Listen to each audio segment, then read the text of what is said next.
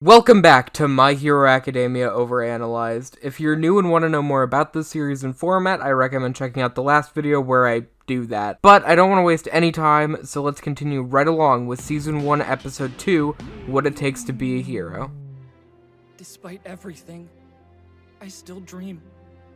And I have to know. It's fairly rare in My Hero Academia to have a recap with new dialogue added into the scene itself, but this is the first instance of that. Last episode he was silent towards the end, but in this recap we kind of get an extension of his brief internal monologue from last episode.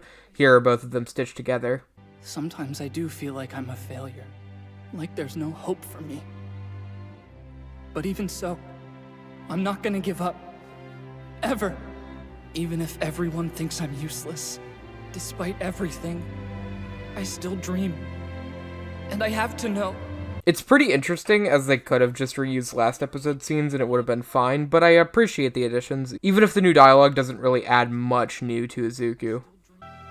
Without a quirk? The scene is really interesting with the benefit of hindsight. It's almost directly a parallel to All Might meeting Nana when he himself was quirkless, so his attention being drawn to Izuku here was likely because he was in this exact situation before he got One for All. Honestly, if All Might didn't run out of time, it's possible his answer to Izuku's question may have been different. But his time limit and injury is a very stark reminder of the dangers of being a hero in this society. Plus, even Nana brushed off All Might initially until he had his proposal of the symbol of peace, which Izuku doesn't have going for him. I want people to see my fearless smile and feel safe. And be the kind of hero everyone in the world looks up to. This monologue is some more pretty solid establishment for Izuku, specifically his motives for being a hero. His reasons are noble, wanting to save people. This is a pretty stark contrast to Bakugo's motives in the last episode being for fame and money. However, this also shows a bit of Izuku's idealized worldview of heroes, specifically with his lines about having a fearless smile, and just a bit about it being the coolest thing in the world. I won't dig too deep into that yet, but we'll get there.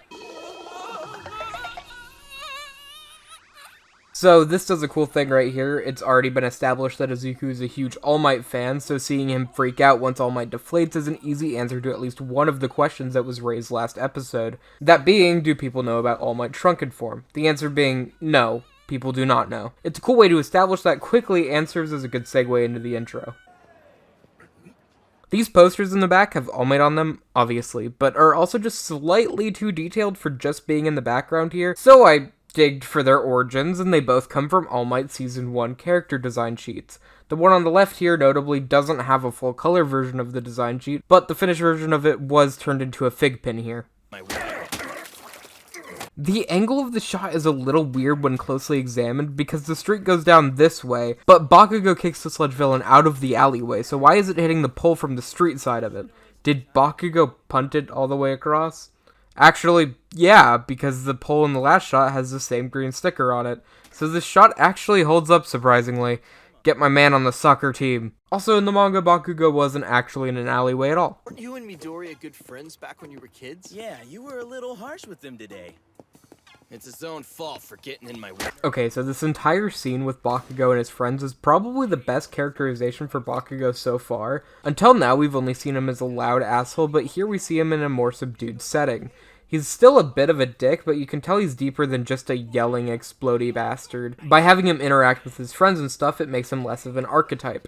And that was probably needed before Izuku tries to save him, so we feel for him just a little bit more. This also at least helps lessen the last episode's issues a little bit by establishing that he isn't usually as mean to Izuku. Though it is funny that he worries about being caught at a bar, as if he didn't just attack another student in class. And unrelated, just a couple of quick manga comparisons. But he actually tells his friends off for smoking rather than trying to get into a bar in the manga. Also, in this shot in the manga, Bakugo is actually facing away from the Sludge villain, which is pretty horrifying. Kind of prefer that framing. And this entire scene actually takes place before Izuku lands on the roof here, likely being changed to help the first episode end on that cliffhanger, which was a good decision. You know how guys at the pool are always sucking in and flexing and trying to look buff? I'm like that. This is actually good to establish here, since Izuku doesn't ever become as physically buff as All Might, even though they were both born quirkless. All Might is just built like that. I mean, look at this man in middle school, what were they feeding him? The anime actually kind of struggles to maintain this flexing notion, because flexing doesn't change someone's height, but for some reason he's always drawn to be shorter when he's in his deflated form in the anime, when he's the same height regardless, canonically and in the manga. It can kind of make you forget that this really isn't a part of One for All, which I don't like. Let my man be tall! There's plenty of fear behind that smile. This is a great line for establishing more of All Might's character. It adds some depth to the symbol that both the audience and Izuku have seen so far, and also loops back around to showing that Izuku's view of heroism, while pure and noble, is idealized, like I mentioned before. Pretty gross, right? I got this in a big fight 5 years back. My respiratory system was basically destroyed. I lost my whole stomach. This scene already works to establish All for One in only the second episode of the series. That question of who could have done that to All Might, the guy who instantly took this villain down and is Japan's #1 hero, is now in your mind. I also just like how gruesome the scar looks. It kind of helps ground this fantastical world in some sense of reality. You can't just come back from a giant wound like that, it leaves its impact. And that idea continues throughout the show. Izuku gets a ton of scars across the series, along with many other characters, which both serves as a cool visual indicator of them growing over time, and the battles they fought, but also as a reminder that their actions have consequences. So many anime just have characters fully heal after battles with no visual damage, but My Hero deliberately doesn't, and I love that. Right now I can only do hero work for about 3 hours a day. His mouth is not moving in this scene. Yeah, I caught you, Bones Animator, in 2016. Ha! I showed them. Okay, but actually this entire scene is weirdly stagnant. It's a little odd. 5 years ago? So does that mean it was the fight with Toxic Chainsaw? If you've ever wondered what Toxic Chainsaw looks like, here you go. This was released in the Ultra Analysis book and a character design page, which also contains Sansa with the gun. And back to Toxic Chainsaw, he was also referenced in Deadpool Samurai, so that's fun. And on the topic, since I doubt I'll ever organically bring up Deadpool Samurai again, right after he's referenced, there's a chapter where All Might appears in full, drawn by Horikoshi himself, where Deadpool and All Might team up to take down Thanos. It's pretty wild. This also has a direct reference to episode 1 of the anime, where Izuku says that All Might's signature would be a family heirloom, and so does Deadpool. Way later in the manga, they also reference Dobby's dance, which is fun. One last thing, this manga introduces Sakura Spider, who many have pointed out looks to be a reference to, or inspired by Ochako in some way, and I'm inclined to agree, especially with the crossover, though this has never been confirmed to my knowledge. Okay, back to the episode now. Pro heroes are always having to risk their lives. Some villains just can't be beaten without powers. So no, I honestly don't think you could become a hero without a quirk. I really like how organically this talk plays out. You think he may have shown Izuku's scar because he wanted to give reasoning for this form, but no, it loops back around to Izuku's question about being a hero really organically. And when All Might says he can't, it hurts. We really feel for Izuku here because of all we've seen him go through. But of course that's the opinion All Might holds. It's logical, and I mean he has a point. A lot of what we see Izuku go through couldn't have been done quirkless. That isn't to say there can't ever be a quirkless hero, but in regards to the type that Izuku wants to be specifically, it would be exceptionally hard. I see. Izuku's reaction to being told he can't be a hero is really fucking good. Not only his frozen in shock silence, but also his seemingly gut instinct of going to the scene of the villain attack being immediately crushed by All Might's words really does a good job at emphasizing how much of a loss this is to him. Also feed imagery!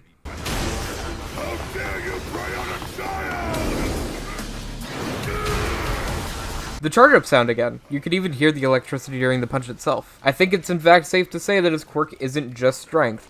Weirdly though, both times this happens is in an anime-only scene. Also, I just want to bring attention to this sick-ass manga panel I've never seen anyone mention before. With a quirk like yours under my control, I can take All Might down with one punch! No! No, you could not. My only weakness! I need at least a two-lane road if I'm gonna make my way through here! Why doesn't Mount Lady shrink down here? Is she stupid? No, but actually, if she shrunk down, ran in, grabbed Bakugo, and grew, she probably could have saved him pretty easily here. So, oops. Generally, this is a pretty incompetent showing from the heroes, even outside of just Mount Lady. Calmly Woods could at least try and grab Bakugo out of there with his arms, or poke the Sludge villain in the eye at least. Backdraft could fire water into him, diluting him like Mina does in Season 7, which may work even without the acid element. And Death Orbs could try pulling Bakugo out with super strength at the very least. Blink and you'll miss it, but Bakugo's friends are actually being carried by Kamui Woods here, and are up on this building in this shot, which is pretty neat. Better find out now instead of later, I guess. I am not translating this by hand. I would be here all day if I did, but here's Google's best attempt. It's not great, but we can glean a few things from it.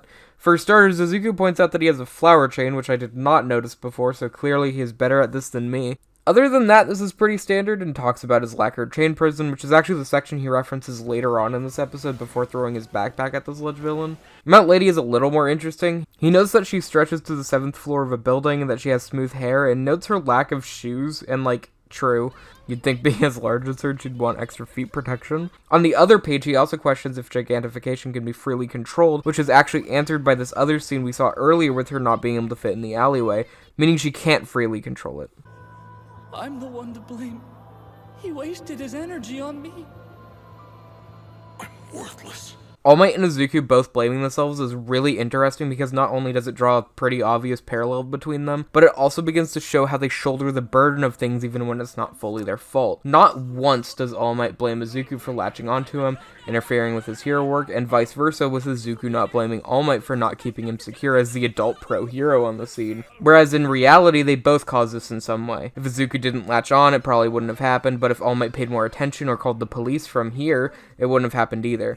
It's really good character writing to establish that burden of responsibility they both face early, as it's something that Izuku really has to work to overcome much later in the series, and something All Might is also shown to struggle with as a symbol of peace. This is obviously a huge step for Izuku, both in the story and as a character. This is his first heroic act, and it couldn't be better set up.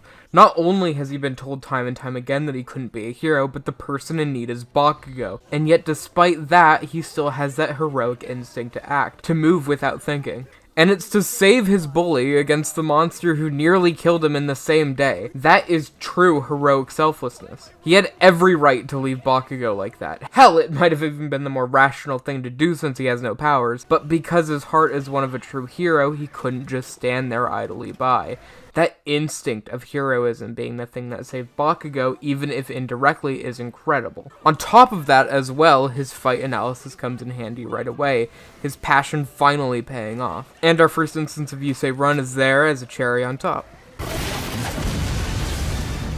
When All Might lifts off the ground to go save Izuku and Bakugo from the villain, there's this tin pencil holder here. I imagine this may have been placed here to help the viewer discern that this is All Might who's moving since it has this color scheme.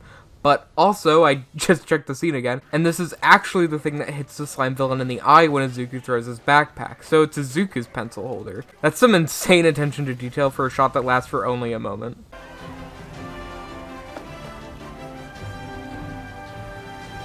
Okay, this may be a stretch, but hear me out. I think this entire scene is a loose parallel to the fight with All for One, but on a smaller scale. Izuku is directly what led to All Might winning, with something he learned from Izuku, in this instance being reminded of his ideals. Then, after winning, he holds up his fist and stumbles. I don't know if any of that's intentional, I just think it's kind of a neat idea. Collected all the scattered mounds of sludge, and the villain went into police custody where he belonged. A little weird that this guy could be contained in 2 soda bottles before, but now needs at least 12 full trash bags. It's possible he grew a little bit in the streetway, but I always imagine that you only need to contain a part of him, because otherwise how the hell did All Might stuff his entire form into 2 bottles after blowing him away like that? Listen, I would never ask for a weakling like you to help me. Don't think you can look down on me! Huh? Got that? I was fine by myself! Here's Bakugo's inferiority complex on a more obvious display. I went into it last episode, but he fears people looking down on him like he looks down on others, and Izuku's display of heroism obviously made him insecure. He doesn't like Izuku having a one-up on him, so he tries to get back on top immediately by saying he didn't help at all, because he fears someone like Izuku, a quirkless weakling in his eyes, being superior to him. You told me you didn't have a power, so when I saw this timid, quirkless boy try to save a life, it inspired me to act too. This is an important line because it's the first time Izuku's actions inspired another person to do better, to act. Izuku's character moving forward is an interesting one because Izuku in this episode is already proven to have the heart of a true hero. So, what character development can someone have if they're already perfect? Well, they themselves develop other people's characters.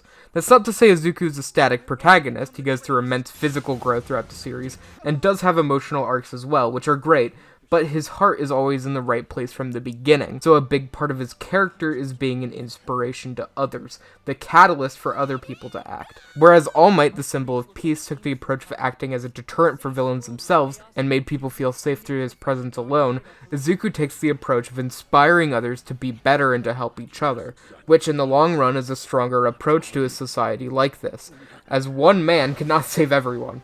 I won't go too much into it here, as I'll discuss it more going forward, but I think this dynamic makes Izuku a really interesting protagonist who doesn't get nearly enough credit for what he does in this series by a lot of people. Their bodies moved before they had a chance to think. Almost on their own. I mean, what is there even to say about the scene as a whole? It's just perfect. All this character establishment stuff I've been talking about, this is what makes this moment. It's incredibly powerful, even emotional as a first-time watcher, and hell, it still makes me feel things even when I've watched this scene enough times that I've lost count. It works because of how well Izuku's character has been established across these 2 episodes. All his life, he was put down, made fun of, bullied, and even his own mom didn't think he could achieve his own dream. But despite all of that, he's told by the person he idolizes most that he inspired him to act. And then, he's told by that same person the thing that no one else would. Young man, you too can become a hero. This scene is one of my favorites in My Hero. It isn't a fight, it isn't anything flashy, it's just a conversation, and the fact that that conversation can be this emotionally powerful only 2 episodes in is a testament to how brilliantly written these characters are. Scenes like this, characters like this, are why I love My Hero Academia. And that's episode 2. This and the first episode are such a great opening to this series, it's actually insane. Some people like to say My Hero Academia wasn't great from the start, but oh man, I beg to differ. These first 2 episodes are so good, and they fit together like 2 halves of one whole, which makes sense when you know that this is all adapting the first chapter of the manga. This episode just pays off a bunch of the setup in the first episode with grace, and continues to build up these characters and world excellently before hitting you right in the feels. But that's about all for this episode. Thanks for joining me once again. See, I told you it wouldn't be as long. I'm going to quickly do the YouTuber thing here and say if you've watched until now and want to see more, the best way to guarantee that is to subscribe. It's appreciated. I'd love to do this more, and support goes a long way in terms of motivation for this project. But yeah, next time is Roaring Muscles, a pretty interesting one. I'll see you then.